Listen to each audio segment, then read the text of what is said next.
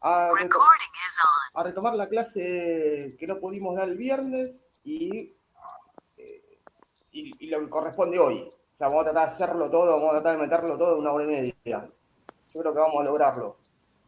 Dale. Este, bien, habíamos quedado, la clase frustrada del viernes pasado era tratar de entender el surgimiento de la modernidad, que es un pilar básico para entender después lo que va a venir en el siglo XX con respecto al desarrollo de los cuidados en la enfermería, es clave. Para que entiendan, la modernidad tiene una pata fundamental que es el pensamiento liberal. A ver, no es el pensamiento liberal de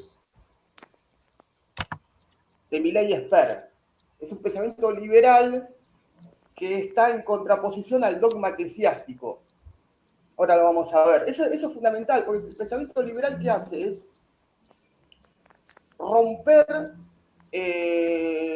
con la idea de que la iglesia tenía el monopolio del conocimiento y el saber. Rompe con eso. Ahora vamos a ver un poco qué rupturas hace. Y eso permite que se desarrolle todo tipo de investigación científica y de avance técnico. Es fundamental. Está todo bien con las Sagradas Escrituras, pero las Sagradas Escrituras no pueden dominar la anatomía. Está todo bien con las Sagradas Escrituras, pero las Sagradas Escrituras no pueden dominar la evolución de la técnica. Es básico. Eh, Igual el pensamiento moderno, por lo menos el pensamiento moderno de los primeros siglos, no está en contra de la existencia de Dios. Eso es claro, ¿eh?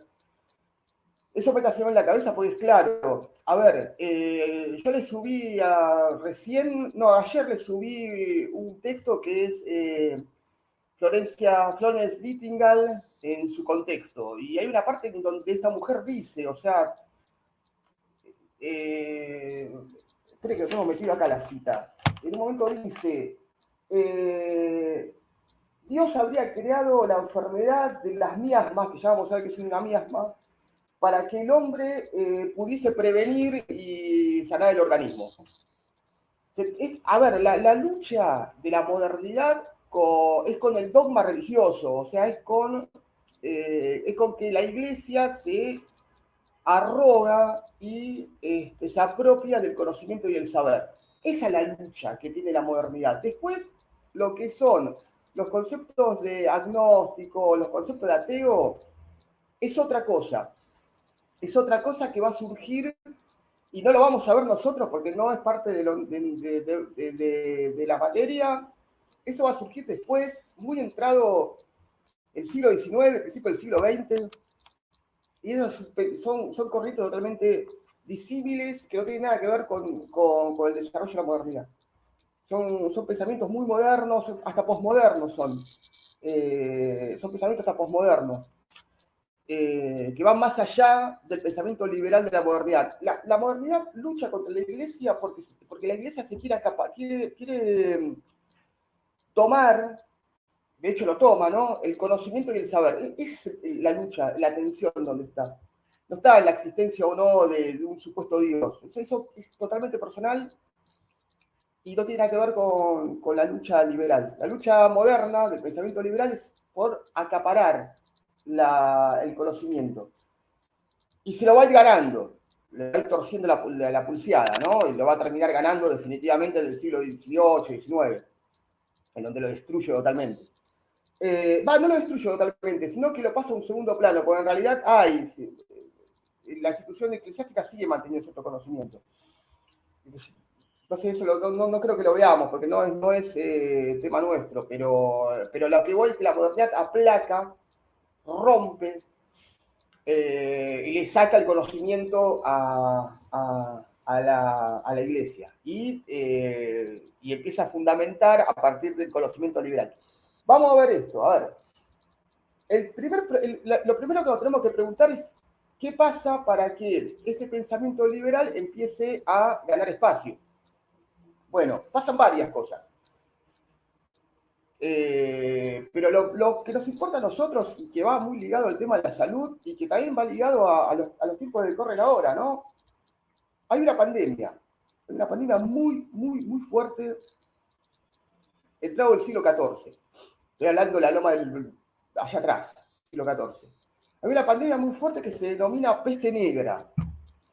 Es una mezcla de enfermedades, de peste bubónica, enfermedades infecciosas pulmonares, o sea, es una mezcla de enfermedades, son 3 o 4 enfermedades, inclusive también estaba la viruela, etc., que forman un combo y se cargan a casi la mitad de la población europea, no la mitad, pero gran parte de la población europea, creo que son entre 30 y 50 millones de habitantes que matan.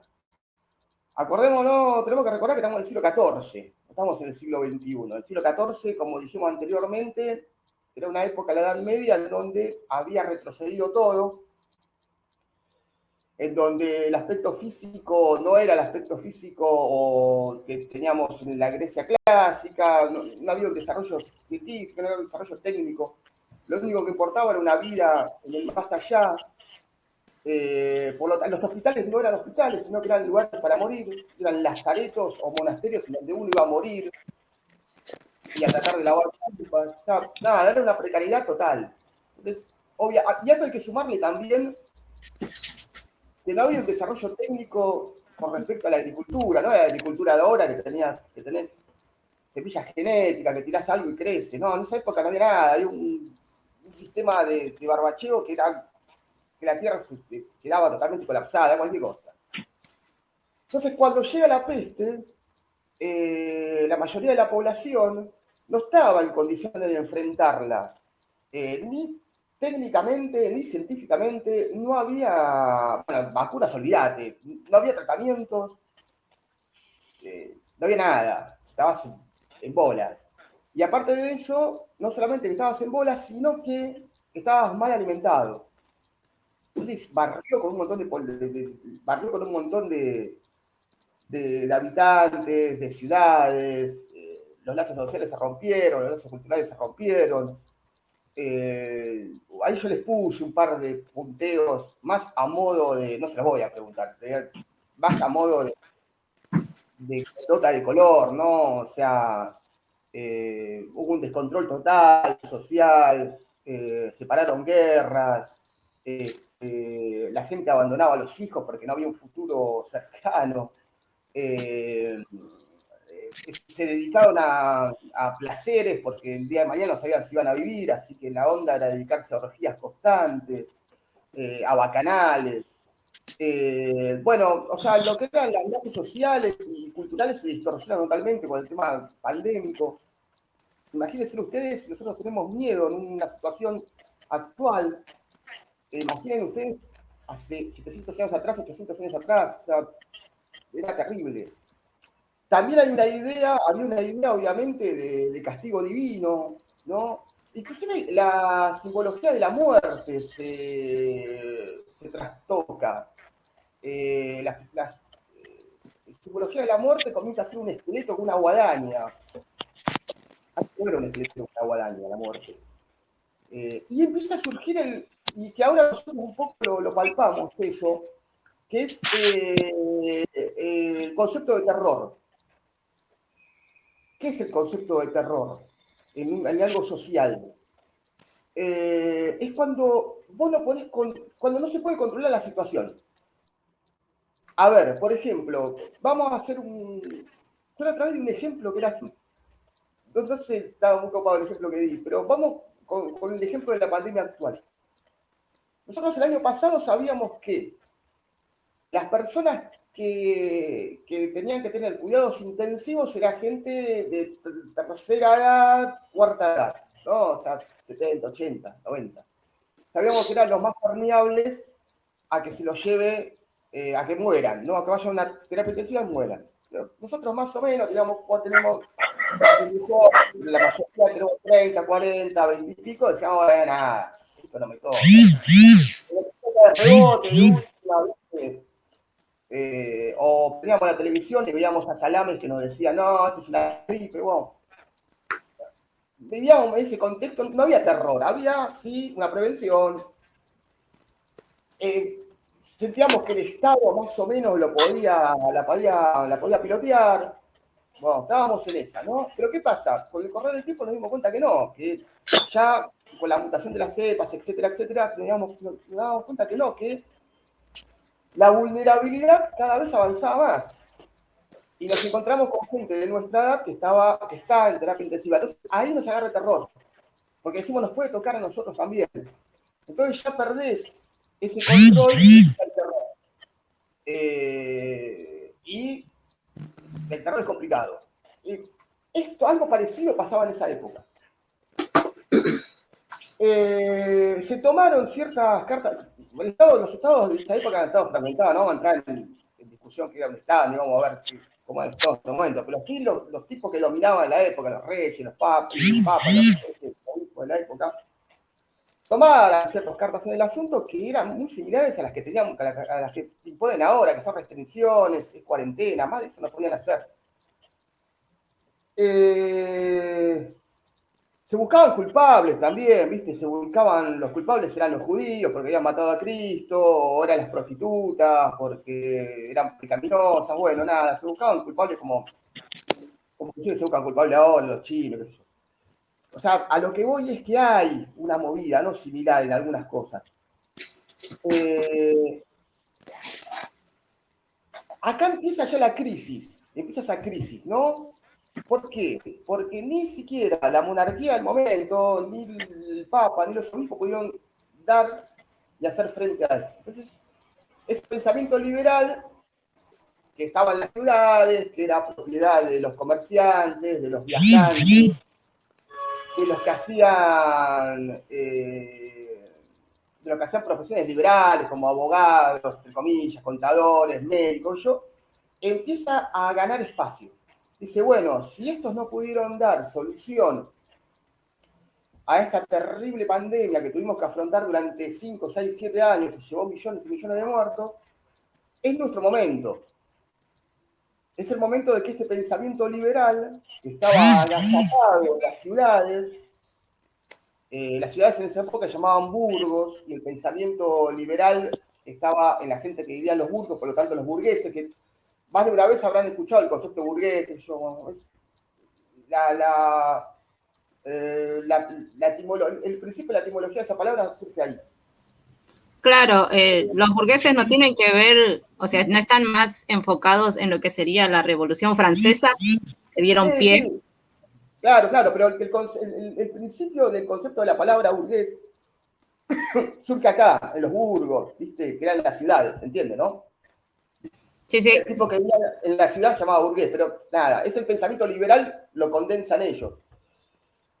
Los tipos dicen, pará, si estos no me pudieran dar solución a la peste y siguen las guerras, etc., es nuestro momento.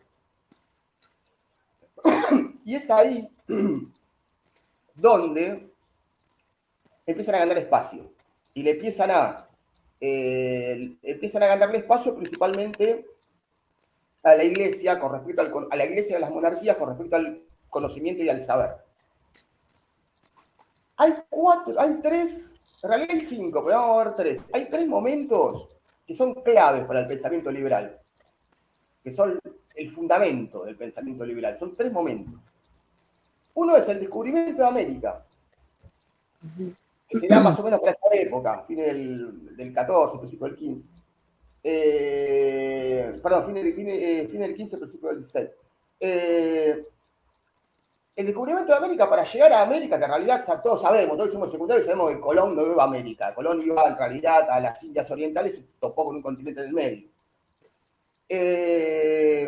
Para llegar a ese continente, necesitas una aparatología más o menos precaria, pero necesitas llegar. Necesitas una brújula, necesitas un coso para un telescopio, algo, necesitas una aparatología importante para llegar. Ya ahí tenés un desarrollo técnico, carta de navegación, etc. Y aparte, vos cuando llegaste a América, te topás con otra cultura. Ya tenés relación con otra cultura.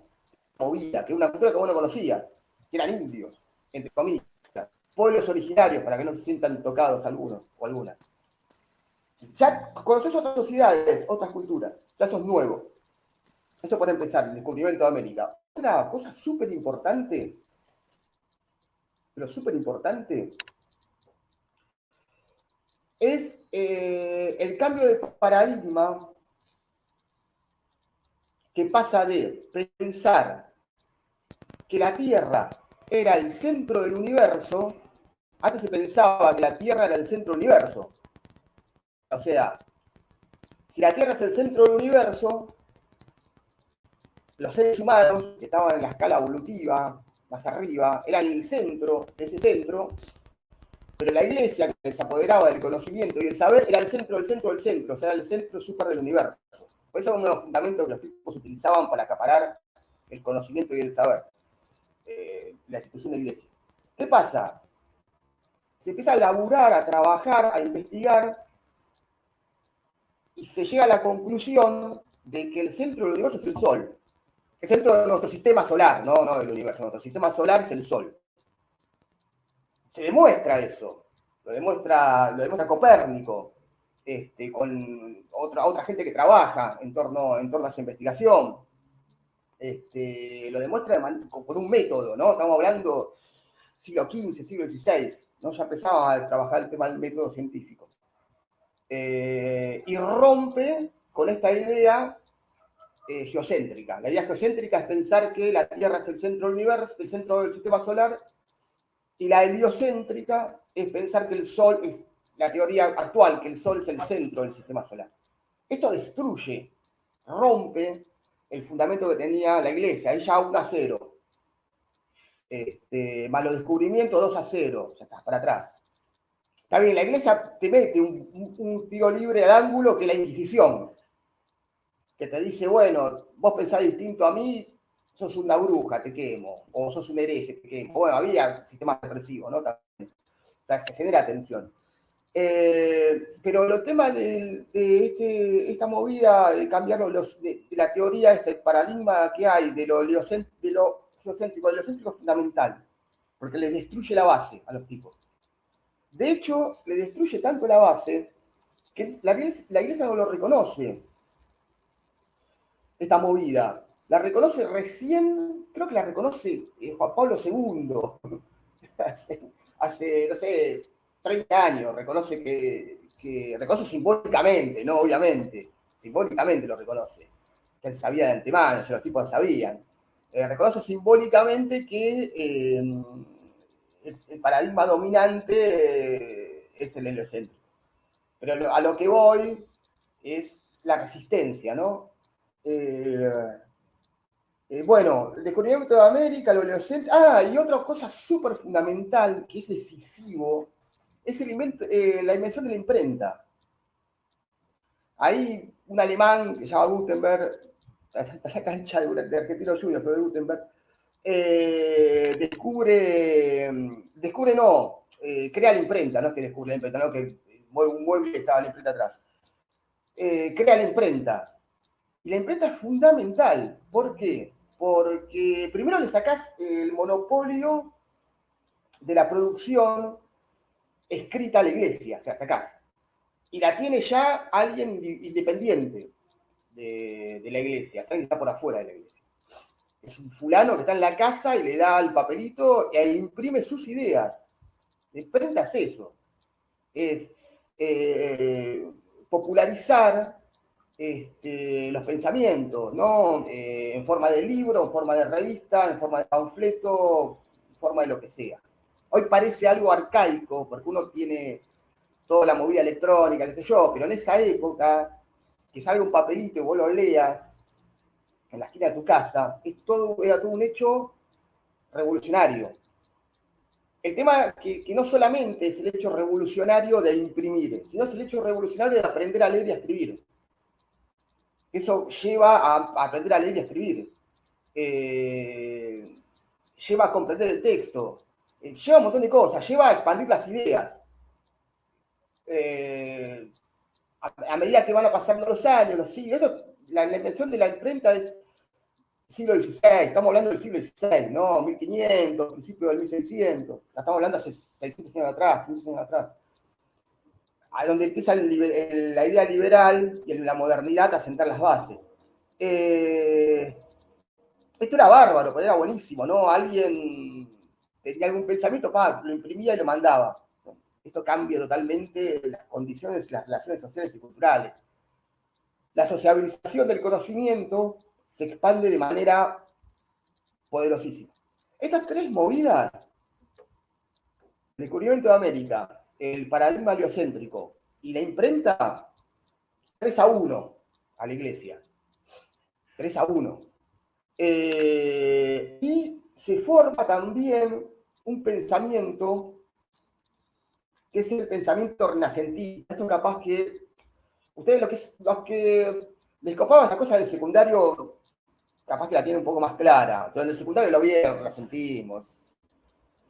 Resentimos toda una vida cultural, social, hay mucha movida con la escritura, con la pintura, que se hace en el norte de Italia. Se expande por la parte de Francia, Alemania, bueno, hay toda una movida pero lo importante es el renacentismo, más allá de ciertas movidas que hizo con lo que es el arte de las pinturas, los dibujos, etc. Es un concepto que pone, y es fundamental este concepto, porque después la ciencia médica y de los cuidados lo va a empoderar, es que el ser humano debe manejar su propio destino. Puede manejar su propio destino. Y puede cambiar el entorno. Eso es fundamental, porque ya va a depender todo del individuo. De cómo actúe, de cómo pueda cambiar el entorno, si lo puede cambiar, si no lo puede cambiar. Y eso lleva a la investigación, indefectiblemente. Estas movidas que se dan entre el 1500, 1600 y 1700 son los fundamentos básicos del pensamiento liberal y de la modernidad. Después, obviamente va a seguir una evolución, que el concepto de evolución después lo vamos a ver porque es un concepto que va a dar para la discusión entrado el siglo XX. ¿Se va entendiendo esto más o menos por acá? ¿Alguna duda? ¿Algo? Porque capaz que voy muy rápido y alguno queda medio rezagado o alguna queda medio rezagada. Profe, Entiende el profesor. Todo bien, profe. sí, pero alguna que diga, che, pará, que... Igual yo voy a hacer un trabajo práctico que va a estar agrupado esto, ¿eh? A ver, Profe. ¿alguna duda? Decime. A ver, hay un chat, a ver. Soy José. ¿Cómo andás? Bien, yo no entendí Dale. en el apunte que usted mandó donde puso el título de se toman medidas y se buscan culpables y que ahí desarrolla. Esa parte mucho no la entendí. No le des igual mucha... no, sí, eso es el tema de la pandemia de la Edad Media, de la peste negra, que buscan culpables. Entonces los tipos buscan culpables. Van a buscar de que por qué culpables. se generó esa peste. No, se genera esa peste. El problema es, yo te lo comento si querés. La peste se genera porque Europa se abre y empieza a tener comercio con la zona del norte de África, toda esa zona, ¿no? De la parte de China. Bueno. Y a partir de ahí entra la peste. La peste en realidad es una pulguita que tiene la rata. Y la rata viene en los cargamentos. Hay más ratas, más pulgas, y crece la posibilidad de que te enfermes. Pero entra por ahí, entra por el comercio. Aumenta, porque ya había peste en Europa, pero esto lo que hace es aumentarla. La gente no estaba bien alimentada, había otras causas igual, ¿eh? La gente no estaba bien alimentada y estaba todo servido para la tormenta perfecta. En realidad Europa tenía peste, lo que pasa es que eran pestes cíclicas, o sea, atacaban en un lugar y se iba. Eran epidemias, no eran pandemias, eran epidemias. ¿Sabes la diferencia entre epidemia y pandemia, no? La epidemia es focalizada en un lugar y la pandemia se extiende en todos lados. Europa tenía epidemias constantes, que eran... claro, bastante seguido, sí. Claro, pero esto lo que hace es masificarlo y convertirlo en pandemia. ¿Se entiende, no? Entonces los chabones buscan causas. Dice, ¿a quién culpamos? Y lo primero que Ah, pienso ok. es, ¿por qué? Porque mataron a Cristo. Entonces es lo primero que cobran. Siempre fue así. Lo van y agarran y le dan a los judíos. Después buscan otros culpables que son las prostitutas. ¿Por qué? Porque son las que más pecado tienen en las espaldas. Le dan de nuevo. Pero es Ah, ok. una Bueno, cosa de la culpa, ¿no? Es eso, Josefina. ¿Alguna duda bueno, más que gracias. tengan? No, no, ¿por qué? ¿Alguna duda más que me quieran decir de lo que estamos viendo? Bien.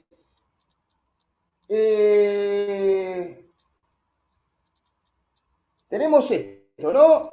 La modernidad empieza a ganar espacio por medio de una bandera que es el liberalismo, el pensamiento liberal. Otra vez, no es el pensamiento liberal ni de Friedman, ni de Sper, ni de Milley, es una cosa totalmente distinta. Esto es un pensamiento liberal que es una pulseada que le juega a la iglesia para sacarle la producción de conocimiento. Es eso. Y vuelvo de nuevo, no es que descalificaban la figura de Dios. De hecho, Gutenberg, cuando crea la imprenta, el primer libro que imprime la Biblia. Cuando los europeos, principalmente los españoles, llegan a América, lo primero que hacen es evangelizar. No. Cuando Galileo, Copérnico trabajan sobre la teoría heliocéntrica, la iglesia los castiga, pero lo que hacen los tipos es pedir perdón a la iglesia por lo que descubrieron. Le piden perdón a la figura de Dios. ¿Se entiende esto, no? Esto para dejarlo bien claro, para saber dónde apunta la lucha, apunta por un lado. Después vienen lo que son los siglos XVII y XVIII, ya prácticamente siguen las tensiones, pero ya el pensamiento liberal y la modernidad se empiezan a tener un progreso importante. Empieza a haber desarrollos científicos y desarrollos técnicos. A un desarrollo científico importante, súper importante, es el campo de la anatomía. Se empiezan a hacer autopsias, que antes no se podían hacer autopsias, estaban prohibidas por las Sagradas Escrituras. Ahora se empiezan a abrir los cuerpos.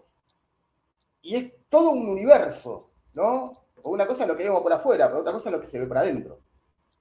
Entonces ya, bueno, se empiezan a especializar los sistemas pulmonar, sistema digestivo, reproductor, etcétera, etcétera. Se empiezan a trabajar sobre los órganos, se empiezan a investigar los órganos. Nos damos cuenta que la sangre fluye. Antes se pensaba que la sangre no fluía.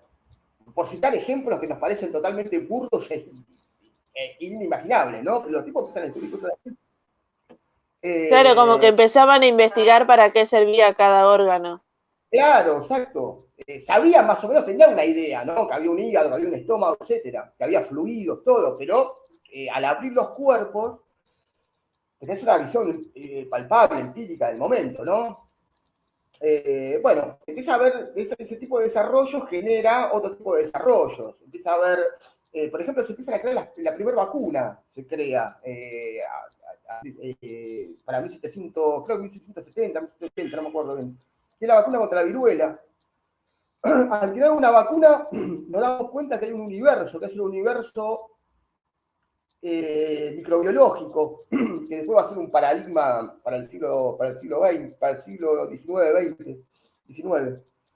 sobre el miasmático. Ahora vamos a ver qué es miasma. Empieza a haber políticas sanitarias. Todavía la gente se moría a los 50 años, 45 años. Lo que estoy hablando son pequeños pasos que se van dando. ¿tá? No es que para el 1700, 1800 la gente vivía sin aire. No, son pequeños pasos. La vida todavía en las ciudades era súper precaria. Mucha gente vivía en el campo, peor que en las ciudades. Todavía había guerras, había tensiones. Todavía la iglesia y la monarquía tenían fuerte poder. O sea, no era que, nada, me levanto, ya está todo re piola. No, hay un montón, todavía son tensiones, ¿entiendes? ¿No? Solo porque estoy resumiéndolo, y para que ustedes más o menos tengan una idea, pero a nivel social, cultural, son tensiones al palo. Ustedes lo que le tienen que interesar es que va existiendo una evolución científica y técnica, ¿no? Producto de que este pensamiento liberal y la modernidad le empieza a ganar el partido a la iglesia y a la monarquía, ¿no? Y que esto influye muchísimo en la medicina en general y en particular en los cuidados.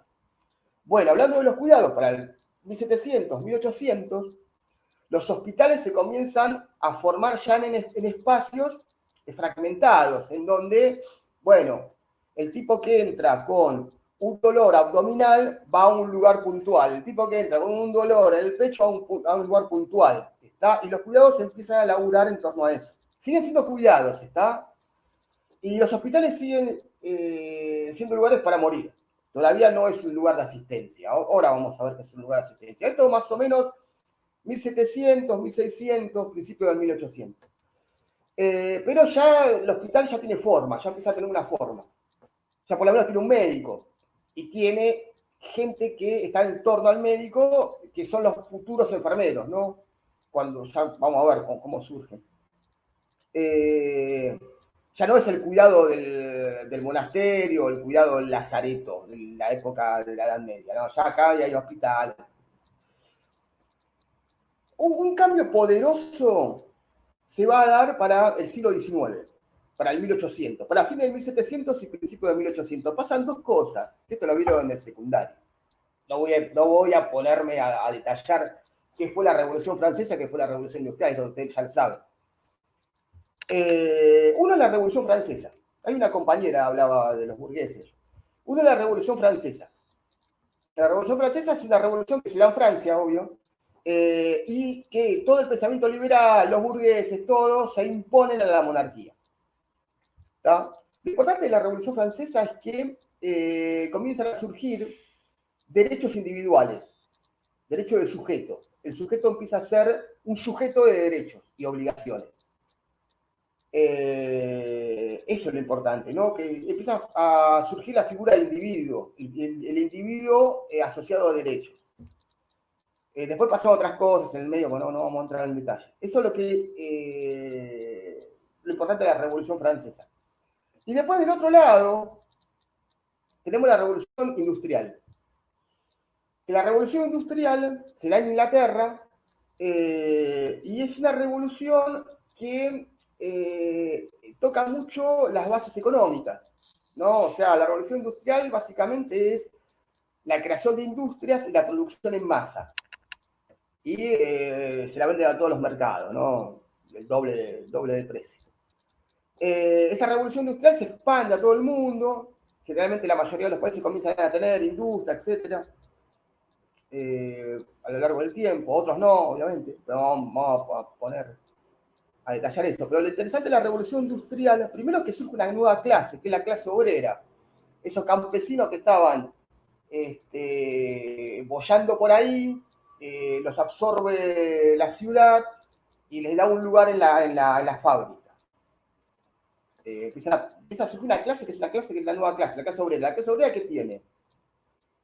No tiene ni el conocimiento del liberal, o sea, no es ni un contador, ni un médico, no es ni un... no sé, no tiene una formación liberal. Lo único que tiene es la fuerza de trabajo. Los tipos lo único que tienen para vender es la fuerza de trabajo. Entonces son absorbidos por las fábricas. En un principio tiene una explotación al mango. O sea, los tipos no es que laburan de lunes a viernes 6 horas. Laburan de lunes a lunes 18 horas. Laburan los pibes.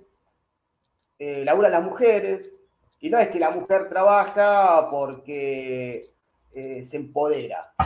No, la mujer labura porque no le queda otra. Y laburan embarazadas, etc. O sea, es una explotación total. Como medio ¿no? clandestino, ¿no? Sí, sería, para que tengan una idea, sería como los talleres clandestinos de Flores, de Paternal, o una cosa así, pero peor. Ah, ok. Ya, más o menos, para que tengan una idea. Obviamente, esa situación, estos 1.800 y monedas, ¿no? Esta situación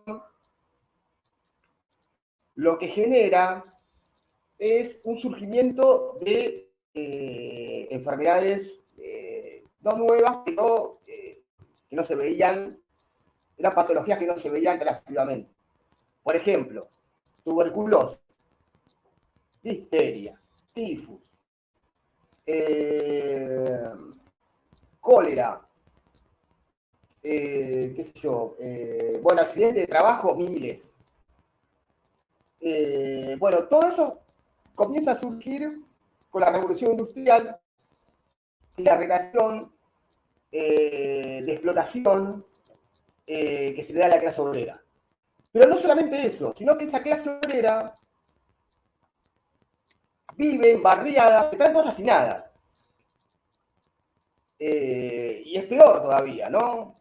La relación social y cultural que tienes más, mucho peor y ese hacinamiento se potencia, no solo en las fábricas, sino en los lugares de convivencia. Surgen estas enfermedades, entonces, desde la medicina, desde los cuidados, desde la enfermería, tiene que desarrollarse todo un sistema para tratar de paliar estas enfermedades. Eso es un punto en el cual empieza a modificar toda la movida de investigación, que no estaba antes y que está ahora. Obviamente, obviamente no estamos trabajando nosotros ahora, siglo XX, siglo XXI, no trabajamos como en el siglo XIX o XVIII. Las condiciones laborales mejoraron, producto de la organización de los trabajadores y de las luchas y de las tensiones, se logró ganar espacio. Ahora es otra cosa. Trabajamos más o menos, algunos más, otros menos, algunas más, algunas menos, lo trabajamos en condiciones no tan precarizadas. Tenemos algunos derechos laborales, aunque sean mínimos, hay. Pero así todo, la precarización laboral y la explotación laboral sigue existiendo. Lo que pasa es que ahora capaz que no tenemos difteria en una fábrica, pero sí hay otras problemáticas a nivel patológico. Por ello, entonces, tenés estrés por la carga laboral. Hay muchos de nosotros o nosotras que tenemos 3 o 4 laburos. Bueno, en el caso de ustedes lo tienen que emparejar con el estudio también, o sea, te genera cierto estrés laboral. Eso también te va a generar cierta adicción a fármacos. Hay mucha gente que toma fármacos para mantenerse todo el tiempo arriba, o la clásica, ¿no? Se me duele la espalda, no sé, estoy resfriado, pero no puedo faltar al laburo, así que me clavo, no sé, alguna pastilla como para que me saque los síntomas y pueda trabajar tranquilo. Bueno, eso también es parte de patologías nuevas que se van dando.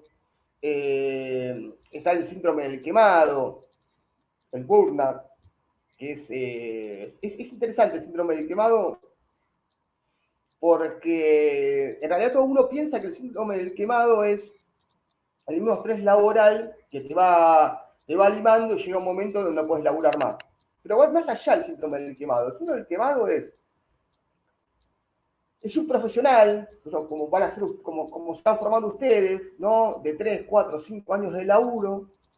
Muchos de ustedes pueden seguir la licenciatura, son 3, 4 años más. Es un profesional, por ejemplo, de enfermería, que empezó como técnico, 3 años, 4 años, y después se perfecciona como licenciado, 3 años más. O sea, es un profesional de 6, 7, 8 años de inversión privada y estatal, y va a trabajar, y llega un momento en donde no puede trabajar más, porque se quemó, se fundió. Entonces toda la inversión personal, social, privada y estatal se va al tacho. Es un fracaso en sí. Ese es el síndrome del quemado. Y se da muchísimo. Y yo laburo en el ámbito estatal y lo veo mucho. Gente preparada, que se preparó durante 8, 9, 10 años y llega un momento donde se estanca y no puede más porque no puede más por un sistema de estrés, de defensa mismo del cuerpo, el estrés, la misma defensa del cuerpo, queda ahí enganchado. Y no labura más o queda enganchado en un lugar y hace la plancha ahí.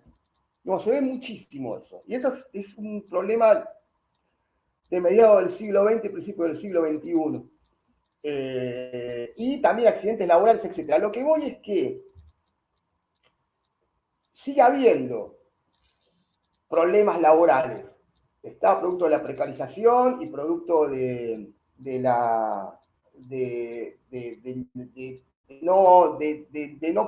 tener que laburar capaz que 10, 12 horas, bueno, uno ya finero, etc. A lo que voy es que los problemas siguen estando, ¿tá? Que cambiaron quizás de envase, pero siguen estando. Bueno, me había quedado con el desarrollo del surgimiento de la clase obrera. Bien, esto también es una movida porque hay un cambio en las relaciones sociales y también en la investigación y también en la medicina y en los cuidados. Estos dos puntos, la Revolución Francesa y la Revolución Industrial, van a marcar las relaciones en todo el siglo XIX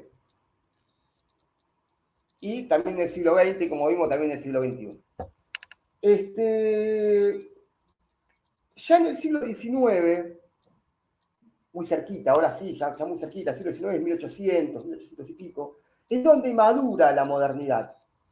Es donde las ciencias ya se encaminan a un método científico. ¿Y el método científico qué quiere decir? Quiere decir que lo que estoy investigando, la idea mía, la hipótesis mía de investigación, la tengo que demostrar. El método científico tiene ciertos pasos. Son 6, 7 pasos. Uno, para demostrar lo que está diciendo, para demostrar lo que está haciendo, tiene que pasar esos pasos, llegar a una conclusión y demostrar la hipótesis. Bueno, eso se va a dar de manera homogénea en todas las ciencias. En todas las ciencias. Y surgen ciencias nuevas que tienen que llegar a demostrar lo que uno hace. Dentro de este surgimiento va a estar la enfermería, que lo hace con Florencia Nightingale. Ahora vamos a ver un poco de Florencia Nightingale. La enfermería empieza a demostrar que en base a ciertas investigaciones, los cuidados, en base a ciertas investigaciones, por medio de los cuidados, el paciente mejora y la perspectiva de vida aumenta.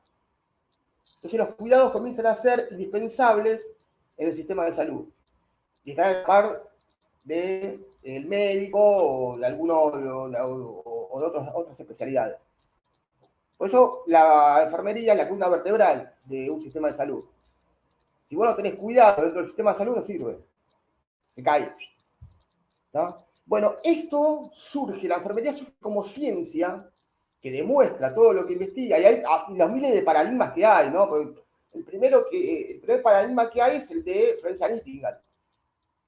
Pero después hay una multiplicidad de paradigmas. Pero el paradigma de Florencia Nightingale nunca se termina de evaporar. Siempre tiene algún tipo de elemento, siempre se rescata algún tipo de elemento de los otros paradigmas que se van informando. Ya se lo van a ver ustedes seguro. El tema de los metaparadigmas en enfermería, yo no sé si lo vieron o lo van a ver. No sé con quién, pero con alguien lo van a ver. Siempre algo se rescata sobre la ventilación, o se rescata, no sé, la forma de adecuación del paciente, algo siempre se rescata de Florencia Nightingale. O creo que otra vez Virginia Anderson también, bueno, son distintos paradigmas que se van dando dentro de la enfermería que van evolucionando, y esto es importante tener en cuenta, ¿por qué? Porque cuando vimos paradigma nosotros, el paradigma puede desaparecer o no puede desaparecer, se puede flexibilizar. Es importante esto, ¿está? Porque se crea un nuevo paradigma, pero se toman elementos del viejo paradigma. No es que el paradigma desaparece. Puede darse y puede desaparecer el paradigma. El paradigma de los miasmas, por ejemplo, desapareció. Y la pregunta es, ¿qué carajo es miasma? Me están diciendo aquí atrás. El miasma es lo siguiente. En una época, para el 1500, 1600, 1700, se pensaba que las enfermedades se transmitían por miasmas y que los miasmas se generaban por el hacinamiento, por la suciedad, por ciertos animales como las ratas, las cucarachas, los gusanos. Se pensaba que eso era el vector de las enfermedades. Se pensaba eso. Entonces, ¿qué se hacía? Se combatía el hacinamiento, se combatía la suciedad, se combatía ciertas plagas, etcétera. Que en parte algo de razón hay. Porque si yo pongo a una persona que tiene COVID encerrada con 10 personas, se van a contagiar. Sí, se va a contagiar. ¿Está? Pero el transmisor no es la suciedad en sí, sino es el virus. ¿Estamos? Todavía no estaba muy desarrollada la investigación de la microbiología en esa época, ¿no? 1600, 1700. Entonces se buscaba la causa en los miasmas. ¿Qué pasa? Para mediados del siglo XVIII, principios del siglo XIX, se desarrolla todo el paradigma de la microbiología. Se empieza a desarrollar y se empieza a justificar con Pasteur, etcétera, etcétera. Los tipos que dicen que hay un universo que nosotros no vemos que nos puede contagiar. ¿Qué es ese universo? Y son virus, bacterias, hongos, etc. Entonces, el paradigma miasmático cae y surge el paradigma de la microbiología. Pero no se elimina del todo el paradigma miasmático. ¿Por qué? Porque la prevención se tiene que tener en cuenta las corrientes de aire, la ventilación, las posiciones, la higiene. ¿Estamos? Pero no pensamos ya que porque sea un acumulador serial me voy a enfermar, sino que corro riesgo de enfermarme, sí. ¿Está? Corre riesgo de que se incube un virus, una bacteria, sí, pero no es la causa fundamental, ¿no? ¿Se entiende esto? No es la causa total. Pero se toman elementos del paradigma miasmático. Ese paradigma miasmático cae para fines del siglo XIX, principio del siglo XX, y surge un nuevo paradigma que es el paradigma de la microbiología.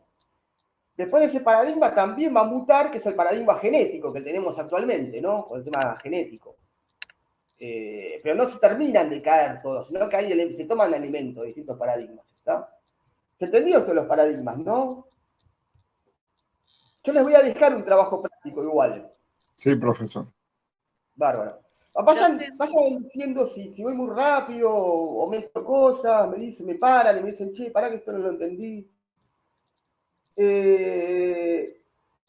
Y nos encontramos en el siglo XX.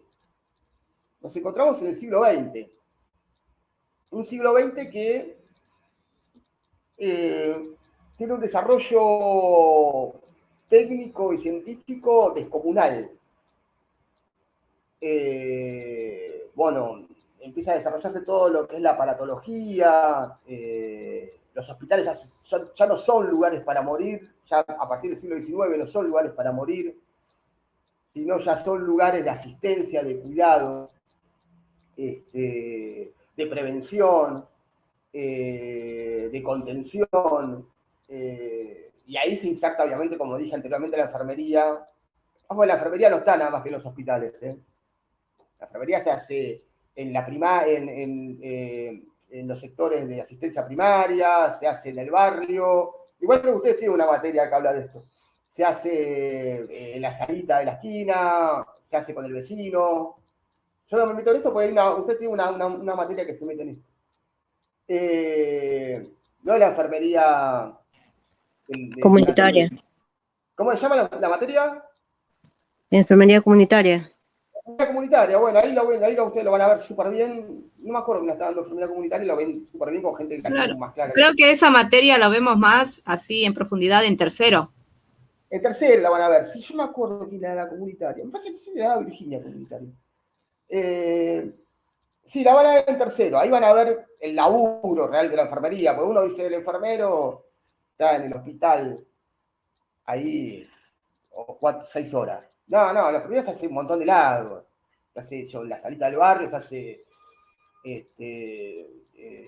con el vecino, con tener que dar una mano, hay mil de cosas ahí, ¿no? Se lo van a ver ustedes más laburado ahí en comunitario. Pero bueno, entramos en un siglo XX, con un desarrollo, siglo XX/XXI, en un desarrollo técnico terrible, aparatología por todos lados. Entramos con, entramos con la ciencia y la técnica y los conocimientos y los saberes en manos del pensamiento liberal, en manos de la modernidad, /posmodernidad, que no vamos a meterla con la posmodernidad.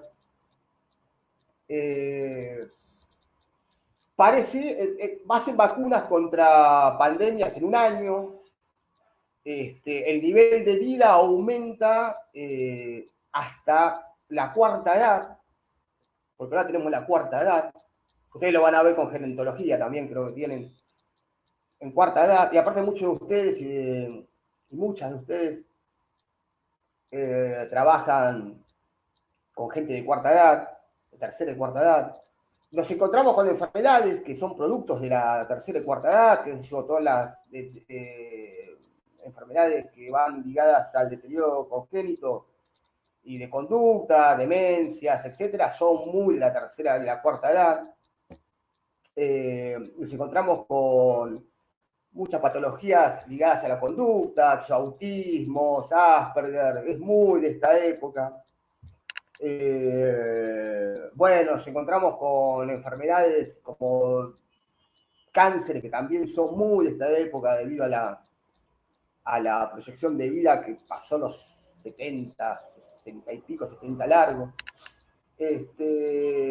Como decíamos antes, muchas enfermedades ligadas al estrés, producto de la carga laboral, y producto del sistema también. Nosotros notamos la revolución industrial, me había olvidado decir esto, la revolución industrial lo que hace también es acelerar la instalación del capitalismo. Nosotros estamos viviendo en un sistema capitalista. Que el sistema capitalista tiene cosas interesantes y cosas que no son muy interesantes. El desarrollo técnico y científico sostenido se puede dar bajo un sistema capitalista. El consumo se da bajo un sistema capitalista y está copado. Está copado comprarse una pilcha buena. Está copado comprarse una supercomputadora o un supertelevisor, que es re bueno. El sistema capitalista tiene esto, ¿no? Que se puede acceder a cierto desarrollo científico-técnico de manera más accesible. Y ese desarrollo científico-técnico siempre va para arriba, ¿no? Ahora el tema es que el sistema capitalismo en sí es asimétrico, genera diferencias. Entonces vos vas a tener los que tienen y los que no tienen. Es un tema. Entonces no todos pueden acceder. O sea, no todos pueden acceder todos pueden acceder al televisor 38.000 pulgadas. ¿Tá? O no todos no todos pueden acceder a un laburo, capaz.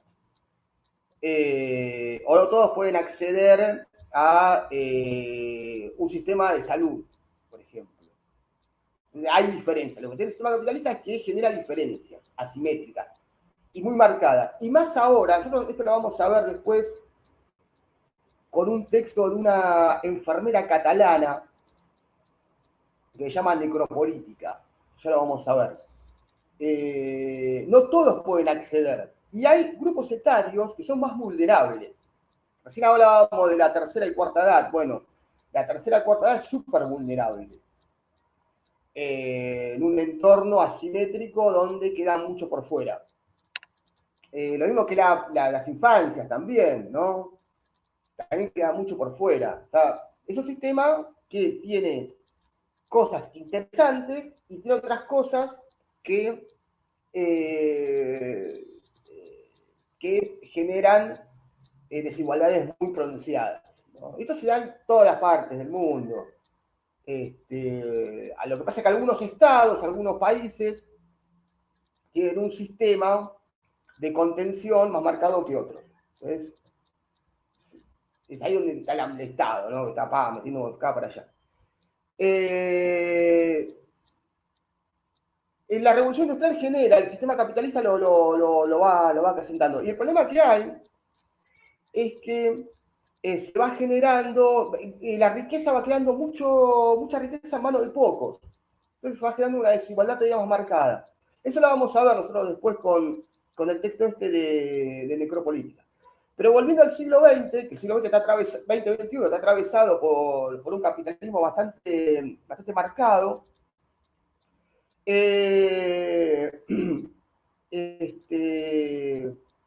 venimos con el desarrollo técnico, el desarrollo científico, la aparatología, la enfermería como columna vertebral en el sistema de salud, el desarrollo científico con las vacunas, lo que decíamos recién, ¿no? Tenemos una pandemia y en un año se descubrió la vacuna, un año y pico se descubrió una vacuna, eso es un golazo.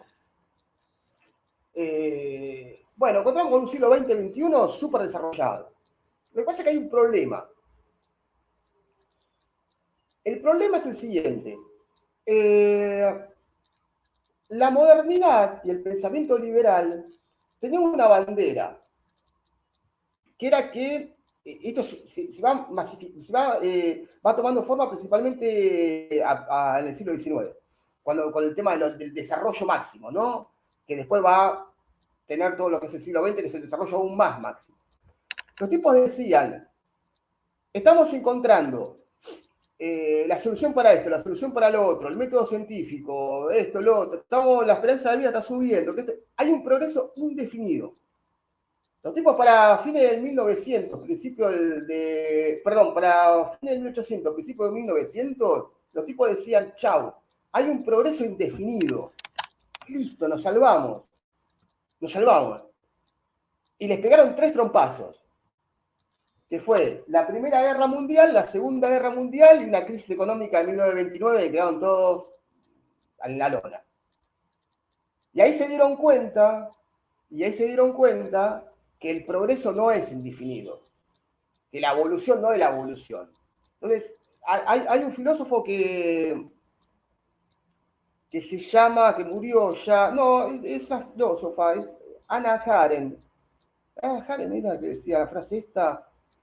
Sí, Hannah Arendt, que es una filósofa de mediados del siglo XX, que decía, quiero constatar si era Hannah Arendt, después lo voy a constatar bien, que decía, ¿para qué nos sirvió toda la ciencia, toda la técnica, el avance, ¿para qué nos sirvió la modernidad y el pensamiento liberal si ese pensamiento liberal, esa educación, creó campos de concentración como Auschwitz? ¿Saben lo que es Auschwitz? Auschwitz fue uno de los campos de concentración profesor. Claro, son los campos de concentración más grandes de Alemania nazi, en donde se mataron disidentes políticos, se mataron gitanos, se mataron homosexuales, se mataron judíos, se mataron negros, se mataron putos, se mataron faloperos, se mató a todos los que no estaban en la condición aria del nazismo. Ella hace referencia sobre Auschwitz, para dar un ejemplo, ¿no? Pero campos de concentración después existieron en todos lados, siguen existiendo. Ella dice eso, que la modernidad en realidad fracasó ahí. Yo no me acuerdo si era Hannah Arendt, después lo voy a poner, me parece que era Hannah Arendt. Y es eso, ¿no? Si toda esta revolución de siglos y siglos nos llevó a crear un Auschwitz, bueno, entonces hay que repensar la modernidad, entonces. Es un golpe importante, ahí entra, ella deja, es un tema, ¿no? ¿Hasta dónde llegó? ¿Sirvió o no sirvió? Esto es un poco se puede llevar a enfermería esto, con el tema de la aparatología. Hay un texto que yo no lo voy a poner este año, una cuestión de tiempo, estaba copado, bueno, lo voy a poner, que hablaba del tema de la aparatología en la enfermería, en los cuidados, que es el siguiente. O sea, Una consulta, profesor. Sí, decime, Alex. Pero Auschwitz no fue consecuencia de la modernidad o del desarrollo. Me parece que estuvo más vinculado con una ideología y una forma de pensar de la gente que Está asumió bien. el poder en Alemania, no de la modernidad. De la modernidad se puede atribuir, por ejemplo, el desarrollo de las armas de esa época, el gran desarrollo que tuvo el armamento. Vamos por partes. Sí. Primero, el nazismo es una corriente política moderna, el nazismo. Pero más allá de eso, vos, para que te sigan millones y millones de personas, vos tenés que educarlos. Le tenés que crear un mito, le tenés que crear toda una educación, que esa educación es hija de la modernidad, ¿se entiende, no? Es una educación hija de la modernidad para que a vos te sigan como líder. No sé si queda claro, Alexis. Vos para que Hitler Sí, lo sea, entiendo. Sí. claro, para que Hitler sea el super soberano, el ídolo mundial de Alemania, vos lo tenés que educar en base a la modernidad. Le tenés que dar una educación moderna. ¿Se entiende? Lo que ¿no? pasa que, Sí, entiendo lo que me dice. Lo que pasa que yo lo tengo más vinculado principalmente a dos situaciones. Una, la situación de la Alemania de posguerra, de la primera guerra, la situación en la que estaba sumergida Alemania, y por otro lado la propaganda nazi que se aprovechó de esa situación. Está bien, la situación posterior a Alemania es cierta, porque la Alemania viene de la guerra, de la Primera Guerra Mundial, derrotada después del Pacto de Versalles, y le cortan. Y de la humillación del pacto también. Claro, le cortan todos los víveres. De hecho, el surgimiento de Hitler es producto también mucho de Francia, mucho de Inglaterra, eso está bárbaro. La propaganda nazi también es moderna. Todo el proyecto de propaganda nazi es todo un proyecto moderno también. Las películas que se hacían, es producto de la proyección moderna del cine, por ejemplo, y la propaganda, ni hablar. O sea, hay elementos modernos en donde lo vea. Igual está, la presentación que me hacía es brillante. Y el surgimiento de Hitler, porque Hitler no había un Hitler, había un montón de Hitler en Europa. O sea, no quiere decir que había Hitler, no que había un montón de gente que pensaba como Hitler.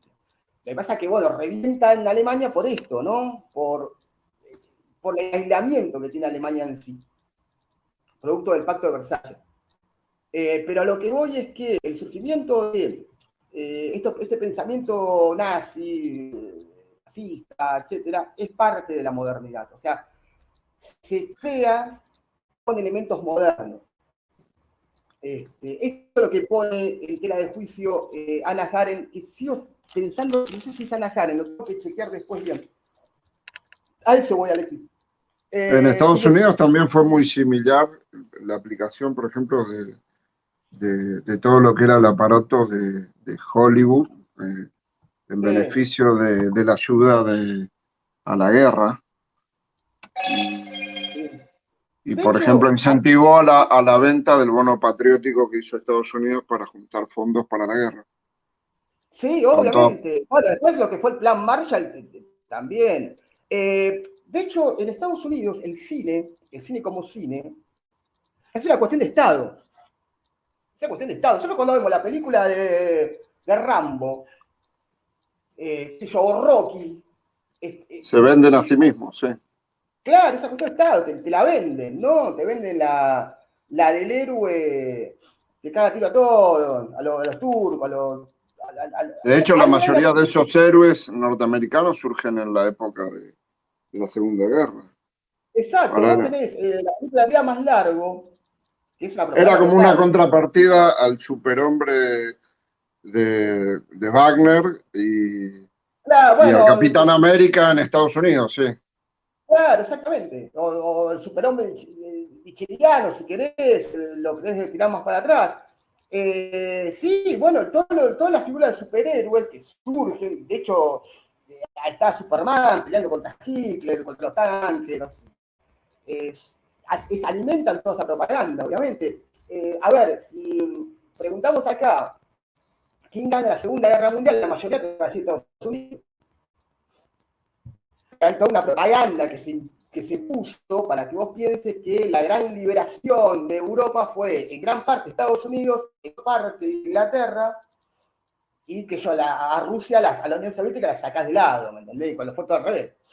Pero el cine en sí, para Estados Unidos, es una herramienta fundamental de colonización. Es que incluso en una guerra que perdieron como la de Vietnam, uno ve las películas posteriores a la guerra y son todos veteranos de Vietnam que son fantásticos y es tremendo lo que hacen esos muchachos. Como en la guerra, cómo perdieron la guerra, se pregunta uno, ¿no? Claro, vos decís, ¿cómo chinitos que comían arroz y te cargaban un cañón durante 10 kilómetros al hombro, le ganaron a esta superpotencia que tenían aviones supersónicos? Igual hay que ser sinceros, y no sé si estás de acuerdo conmigo, Alexis, a ver si estás de acuerdo o no. Le pedimos disculpas al resto de la gente, pero el cine norteamericano igual últimamente, no sé si últimamente, tiene igual algunas visiones críticas. Por ejemplo, que yo en la guerra de Vietnam tenés al superhéroe, pero vos tenés otras películas en donde critican, no sé si vos viste Pelotón, ¿la viste? Sí, sí. Bueno, Pelotón es una visión crítica, o mismo 4 de julio también es una visión crítica a la guerra. Tienen visiones críticas, no es Sí, la base. incluso empezaron también a ensalzar un poco a lo que en su momento era el enemigo, con películas como, por ejemplo, Cartas de Iwo Jima, donde hablan de un general japonés, y después hay otras películas donde también hacen foco en los errores y en la política que se implementó en esa época. Sí, Sí, sí, ahí me parece. Sí, ahí te escucho. Ahí me sí, pero parece que. básicamente está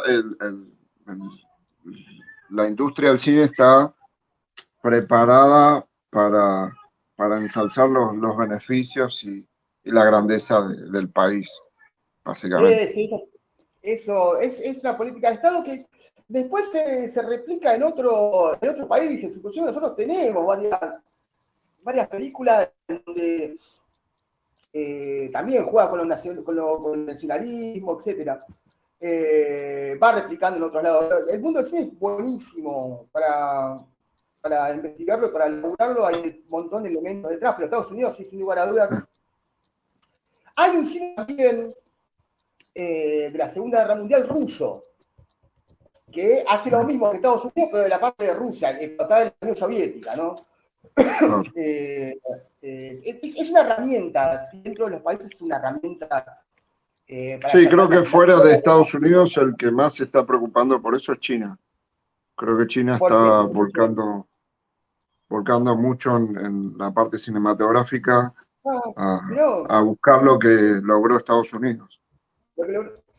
sí, bueno, es un elemento que a Estados Unidos le fue recontra bien y le sigue yendo recontra bien, pero recontra bien. Pues te la vende perfecto, ¿viste? Vos lo comprás como arriba, lo comprás. Pero bueno, el cine es un elemento de modernidad full, 100%. Y siempre con este tipo de propagandas también, a full, con todo. ¿Para qué había quedado? Bueno, este progreso entra en duda con estos elementos de barajuste, ¿no? Que fueron los campos de concentración, etc. Entonces, acá como que hay una movida, y dice, no es todo evolución, no es todo. La aparatología.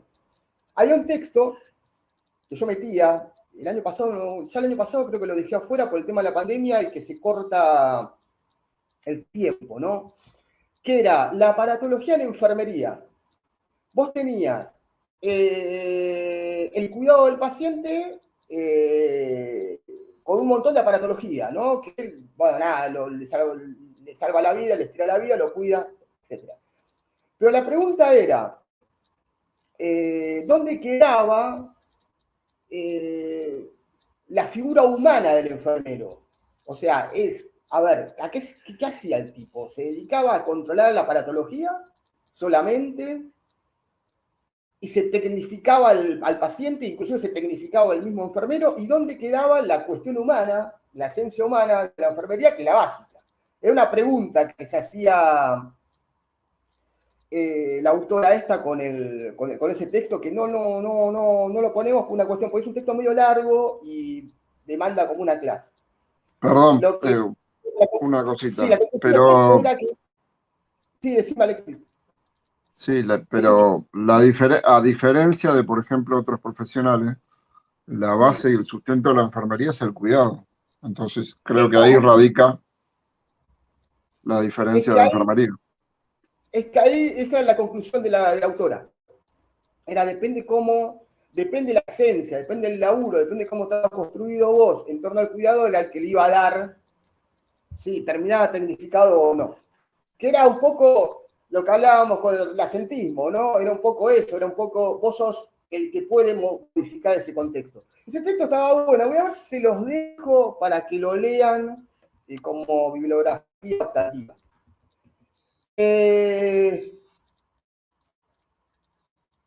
Bueno, acá esto sería lo que vimos recién, pregunten los que tengan dudas. Lo que vimos recién es la base de la modernidad, cómo surge la modernidad, una mirada muy rápida, hasta llegar a nuestros días. ¿Está? ¿Alguna duda, alguna pregunta de esta parte? Si fuimos medio rápidos. A ver, escucho. Escucho dudas, preguntas. Nada, che. Nada, profe. ¿Cómo andás? Todo bien. ¿Todo bien? ¿Entendieron todo? Sí. Buenísimo, che. Tratando de entender todo. Tratando. Yo no sé si lo entendí yo, pero bueno. Lo entendí buenísimo porque la verdad es un golazo. Estoy frente a... Estoy frente a... Una consulta, profesor. Sí. Para quedar claro, ¿me repite los 3 momentos que el primero era el descubrimiento de América? El descubrimiento de América. Sí. Ojo con eso que puede entrar en el examen. El descubrimiento de América. Por eso se lo pregunto. Bien. Descubrimiento de América. Ese es uno, ¿por qué? Porque para llegar a... En realidad, sabemos que Colón en realidad no quiso llegar a América, sino quiso llegar a las Indias, y se topó con un bruto continente del medio. Para llegar a ese lugar, para navegar, necesita cierto desarrollo técnico. Necesita como mínimo la lectura de una carta, que en esa época hacía con las estrellas, etc. Necesita cierto desarrollo técnico. Y aparte, cuando vos te topás con América, te topás con nuevas culturas y nuevas civilizaciones, que no estaban. Entonces ya el tipo decía, no estaba escrito. Ese es uno. La otra es la invención de la imprenta. Importantísimo, ¿por qué? Porque vos ya empezás a imprimir los papelitos, vos no los imprime la iglesia. Y el conocimiento ya empieza a ganar espacio por ahí. Y el tercero es la teoría heliocéntrica.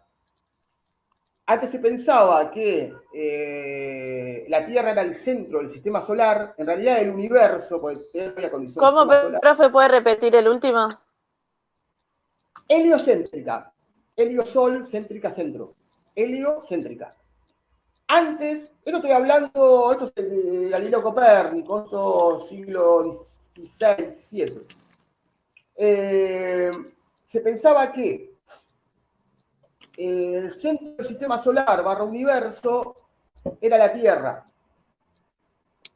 Eso se llama geocéntrico, la Tierra. Por lo tanto, la Tierra era el centro del universo, el ser humano era el centro de esa Tierra porque era el más, entre comillas, evolucionado, y la iglesia era el centro del centro porque era la que tenía el conocimiento y el saber. te viene Galileo, te viene Copérnico, y dicen, no, pará, esto es al revés, es el Sol el centro del sistema solar. Por lo tanto, vos sos un planeta más entre tantos otros que están por ahí, y sos uno más. Parten dos el tipo. Pero aparte de eso, la teoría heliocéntrica se tenía que comprobar. Entonces, son las primeras teorías que empiezan a tener un método, ¿tá? Porque no es que vos decís, el Sol es el centro del sistema solar. Vos tenés que demostrar que el Sol es el centro del sistema solar. Y vos lo demostraron. Entonces ahí ya 3-1, 3-0 la iglesia. ¿La iglesia qué hace? Dice, no, pará, me estás coreando, ¿qué hago? ¡Pa! Inquisición.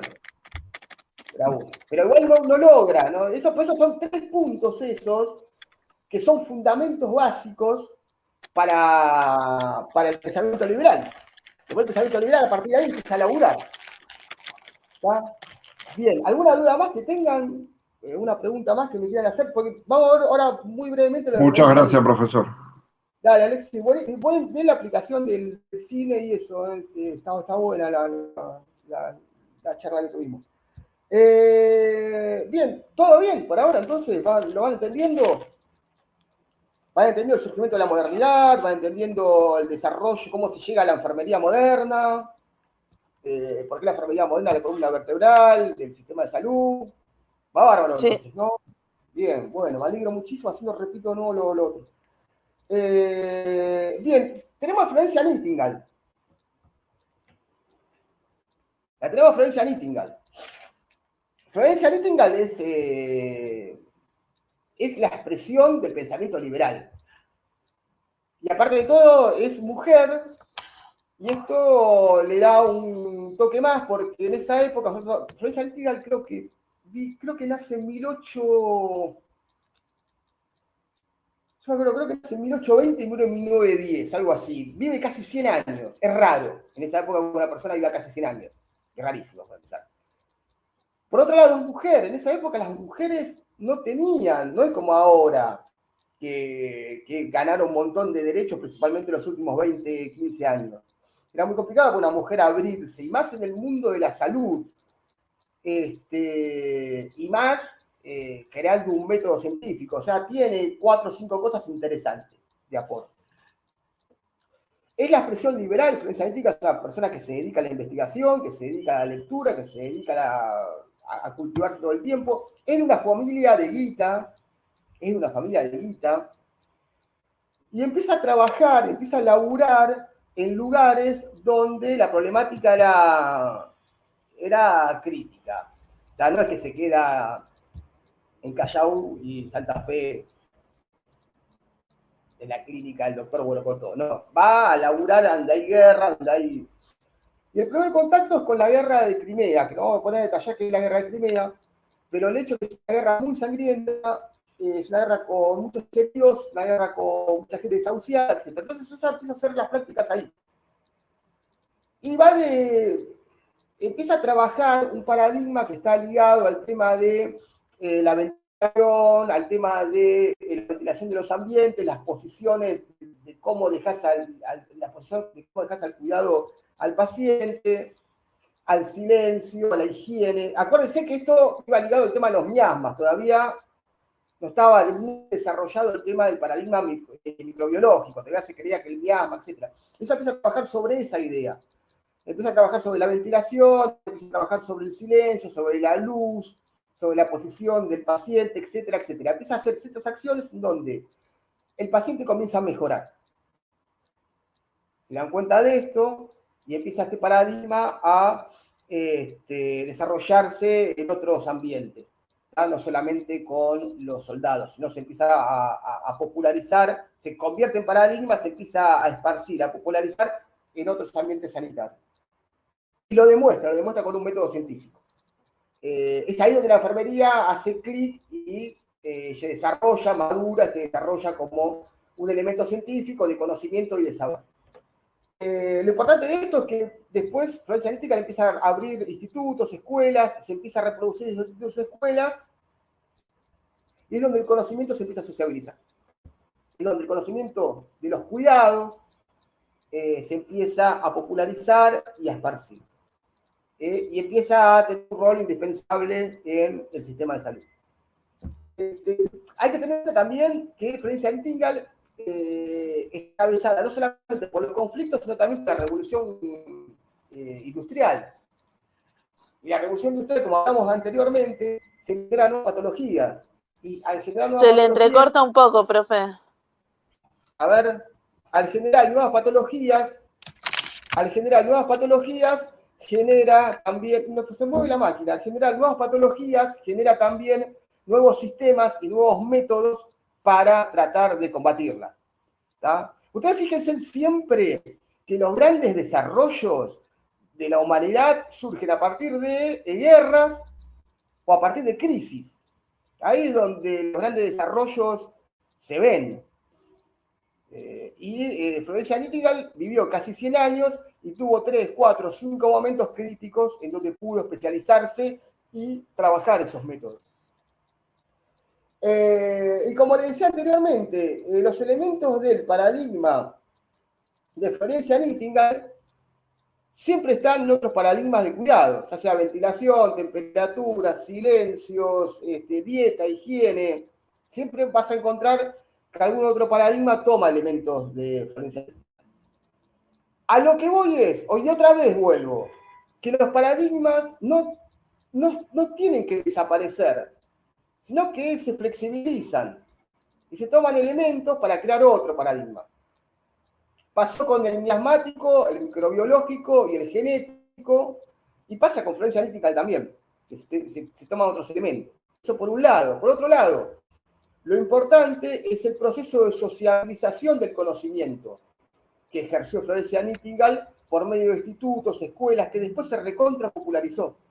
Entonces la enfermería empieza a tener un rol más académico, de conocimientos. Ya no es solamente ir a cuidar enfermos al monasterio. Ya es otra cosa. ¿Pero por qué? Porque el hospital en sí ya no es un lugar solamente para morir, sino ya es un lugar de cuidados, de bienestar, de contención. O sea, cambia toda la lógica. Tanto a finales del siglo XIX como a principios del siglo XX. Ese es el aporte más significativo de Florencia Nightingale a la enfermería. Bien, ¿alguna duda, alguna pregunta? Profesor, creo Vale. que Está salvando la clase. el aporte más importante creo que es el hecho de empezar a generar un cuerpo propio de conocimiento para la enfermería. No, totalmente. Pero por eso se hace científica. Por eso la enfermería tiene ese rol científico. Si ella lo que desarrolla es la teoría del entorno, basada en el entorno del paciente. Exacto, que si vos los llevás para atrás, es una condición de renacentismo. También. Es una cuestión de la modernidad en sí. Sí, y empieza a haber un cuerpo teórico, un cuerpo práctico. A partir de ahí hay otros paradigmas que ustedes lo van a ver en otras materias. Y se empieza a armar este conocimiento que sigue expandiéndose, ¿no? Entonces, a tener la tecnicatura de enfermería, la licenciatura, el doctorado, ya es parte del sistema de salud. Es la columna vertebral, como hablábamos anteriormente. Sí, lo importante es que se diferencia bien de lo que es el cuerpo de conocimiento de la ciencia médica. Empieza a diferenciar la enfermería de la medicina. Igual, hay falta, y esto es un laburo que ustedes como futuros enfermeros y enfermeras tienen que empezar a trabajar. Si uno sale a la calle, yo esto creo que lo dije un par de veces, vos salís a la calle y le preguntás a la gente qué es enfermería, muchos te van a contestar, es el ayudante del médico. Claro. Te van a contestar eso, es el ayudante del médico. Un montón te van a contestar eso. Y ahí estamos en un error, porque no podemos diferenciar. Ahí, flaco favor se le está haciendo a Florencia Nightingale.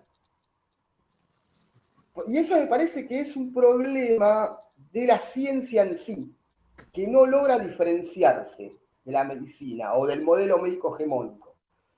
Y ya es un problema, me parece, ya del cuerpo, ¿no? De enfermería en sí. Sí, igual yo creo que A ver si el comienzo. a ver, decime. El comienzo de por ahí de esa separación arranca con la ley de enfermería que establece las funciones de cada una de las escalas de enfermería y le atribuye una independencia en base a sus conocimientos. Está bien. Lo tenés plasmado en una... Yo te hablo más del imaginario de la gente, del imaginario Sí. común, del imaginario social del tipo de la calle. Que no, Es que incluso la pregunta común es si después de hacer enfermería uno va a estudiar medicina. vos sabés, sí, la otra vez, hace tiempo atrás, sí, tal cual. O te dicen, no, che, la licenciatura en enfermería dura 6 años y la medicina dura 7. ¿Por qué no sos médico? Que son dos cosas distintas, boludo. ¿Entendés? Claro. Una cosa es enfermería, otra cosa es medicina. Eso no, bueno, eso, a eso voy yo, ¿no? Que en el imaginario, en el imaginario social, no está muy, no se puede ver la diferencia. Pero vos sabés que estaba pensando, mientras hablaba con vos, era que yo no sé si es culpa plena del cuerpo de enfermería, sino que tiene que ver mucho lo mediático también. Porque lo mediático también te baja una línea que no te permite diferenciar, ¿viste? Lo que es enfermería de medicina. ¿Viste? Vos a veces volviendo, ¿no?, a las películas o series o lees algo. Yo no creo que en permite... realidad es una combinación de ambos, porque en el día a día, en el trabajo de enfermería, se ve todavía mucho personal de enfermería que se siente menos que el médico y toma al médico como alguien más elevado.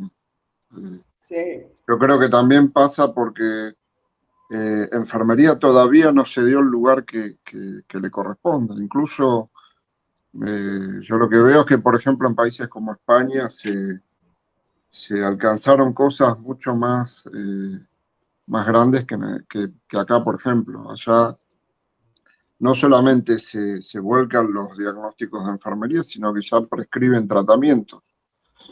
En España prescriben tratamientos basados en nuestro propósito, que es el cuidado, o sea, tratamientos para curación de escaras, para cosas que tienen que ver con el cuidado propio, ¿no? Propiamente de enfermería. De hecho, Alexis, yo cuando tengo que armar el conocimiento, hablaba, yo cuando tengo que armar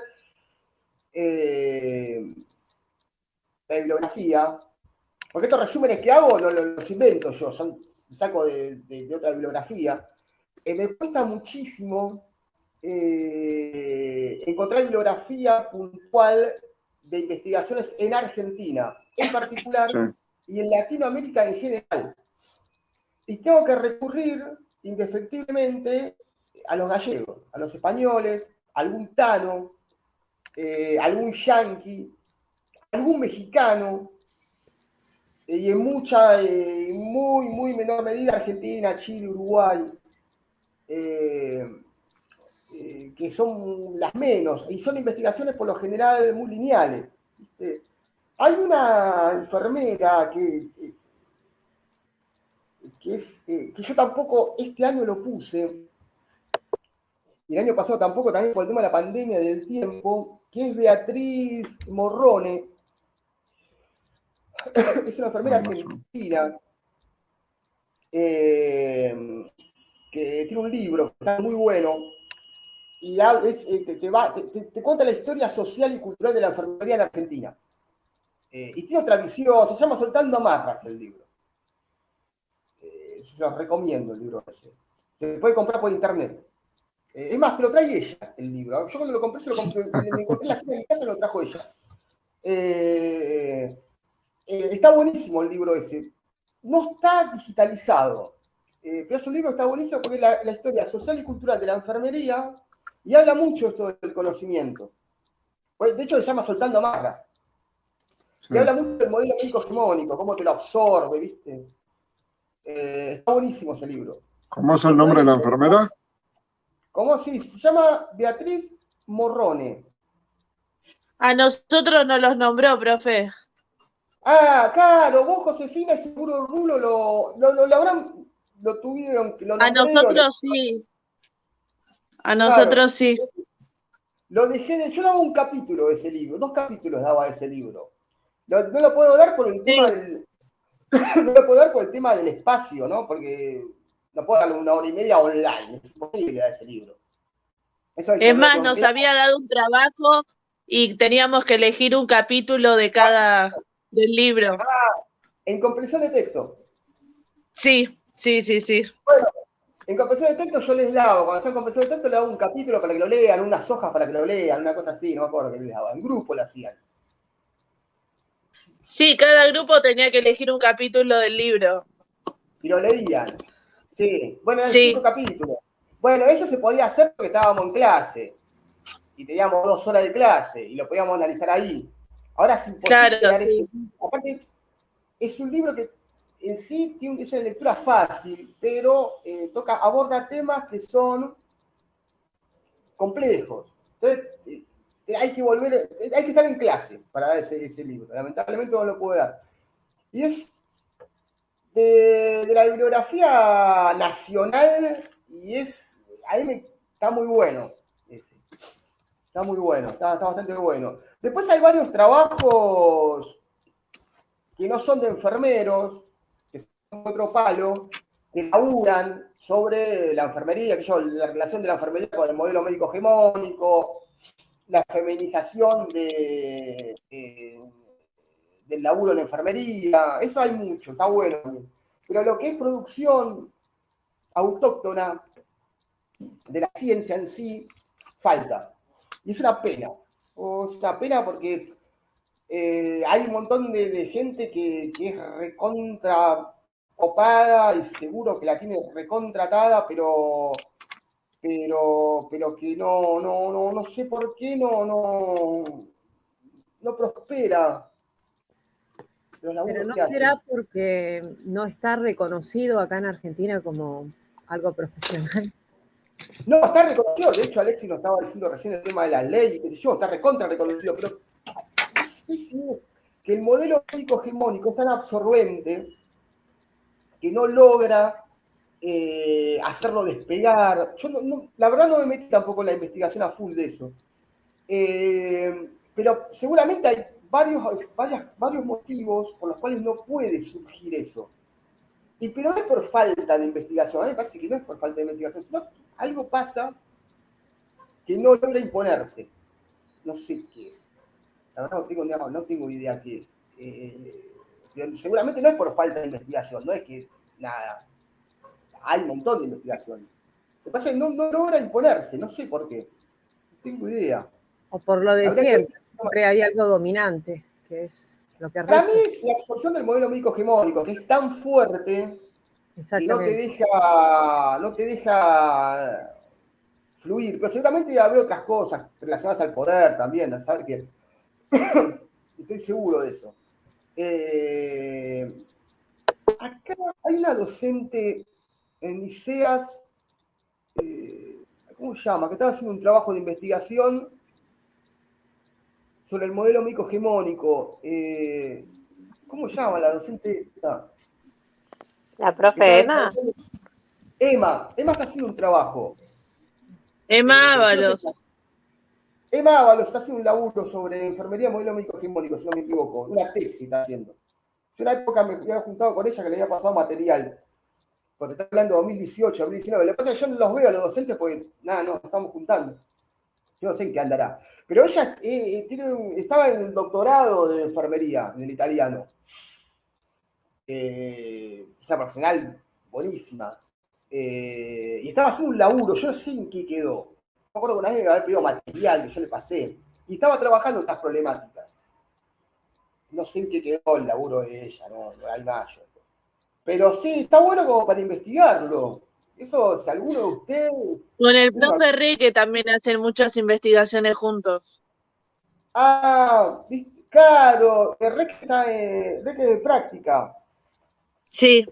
Sí. Sí, yo me aseguro de Emma seguro, agarré que no sé tanto. Pero hay laburo, hay laburo. Y hay laburo que ustedes también pueden hacer. A ver, para hacer un laburo de investigación no hace falta ser top. O sea, con que trabajen los autores, lo vayan manejando, tengan un método, busquen la idea, tengan la idea presente, saquen la hipótesis, la demuestren la hipótesis, no vendan fruta, pero se puede hacer tranquilamente. ¿Cuándo fue? Hará 2019, creo que fue la última vez que tuvimos clases presenciales. El grupo de antes, en fundamento, se terminaba la materia con un trabajo. Ahora no iba a ser este año, pues imposible, el año pasado tampoco. Se trabajaba con un trabajo práctico final, en grupo. Y cada uno elegía un tema. Y me acuerdo que un grupo de compañeras, que ahora se habrán recibido, calculo yo, hicieron un trabajo sobre terapias intensivas abiertas. Y te digo la verdad, fue un laburo que, nada, fue una de las mejores cosas que leí como docente. No, pero un nivel de laburo impecable. Y chequeaba, cuando yo leía, decía, no, esto me la afanaron de internet, decía yo. Y nada, era un laburo de investigación que habían hecho las pibas, eran un grupo de pibas. Lo habían hecho. Me pareció buenísimo. Y yo las quería ver para ver el tema de terapias abiertas, que después con el tema de la pandemia, el tiempo no se puede dar. Pero bueno, nada, lo que les digo es que se puede hacer un trabajo de investigación, que no hay que salir de ningún rincón reconocido para hacerlo. O sea, tranquilamente lo pueden hacer, se puede trabajar eso. Que bueno.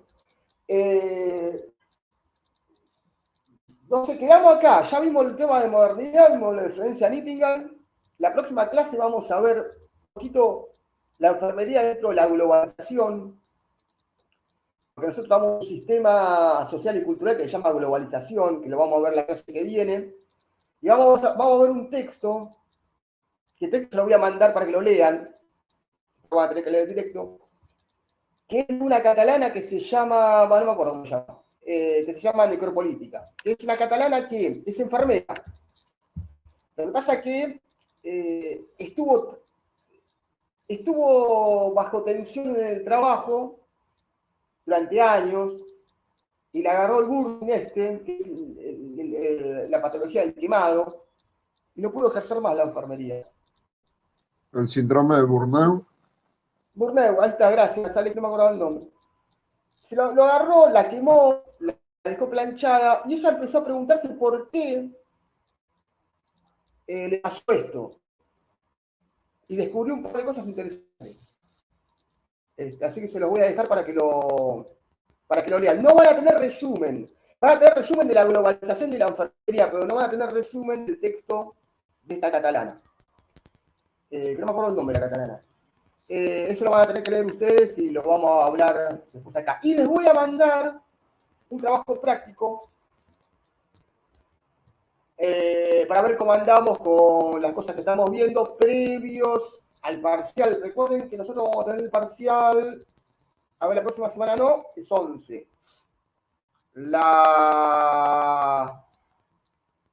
La otra 11, la otra es... No, vamos a hacer más sencillo, voy a agarrar el parcial lo tenemos el 25 de junio. Lo tenemos el parcial, ¿está? La clase que viene... En 2 semanas. No, en 3. Ah, La 3 clase que semanas. viene... La clase que viene vamos a ver el tema de globalización y el texto de la catalana. Y después nos van a quedar 2 semanas. Claro, el próximo viernes es 11, 18 y después viene. Claro. Ah, Nos ok. quedaría... tenés razón, Josefina, son 2. Nos quedaría la próxima que vemos, globalización y el texto de la catalana. Después el 18 vamos a ver un tema, de la 1 a 1, 2 temas sobre problemática de la enfermería social y cultural actual. Vamos a ver qué vemos. Seguramente vamos a ver un tema o uno o dos temas. Y después el parcial. ¿Está? Voy a mandar un trabajo práctico para ver cómo andan con los conceptos que estuvimos viendo. ¿Está? Bueno, ¿alguna duda, alguna pregunta antes que les pase la lista? ¿Me quieran decir? Los escucho. No, profesor. Bárbaro, Alexis. ¿Alguno otro No, profe. que te quiera preguntar algo? ¿Nadie te quiere preguntar nada? ¿Entendieron Entonces, todo? parcial es el 25 de junio. Sí, el 25 de junio. Y va a englobar todo lo visto. Va a probar lo que vimos en la segunda parte. Ah, la segunda. Claro, claro, todo no, la segunda parte. ¿Ya? Bueno, Para te ver paso si el- vamos encaminados. el camino. El camino de la extinción. A ver, Barreto. Barreto. Villeri.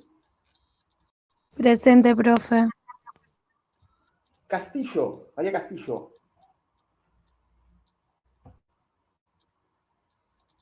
Cerquera de la Cruz. Cerquera de la Cruz.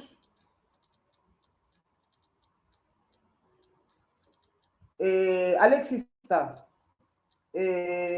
Presente. Camila Gianni. Presente, profe. Gianni Camila. Dale. Caramillo Ángel. Presente, profe. Jiménez Paula. Está presente. Lerch Noelia. Presente, profe.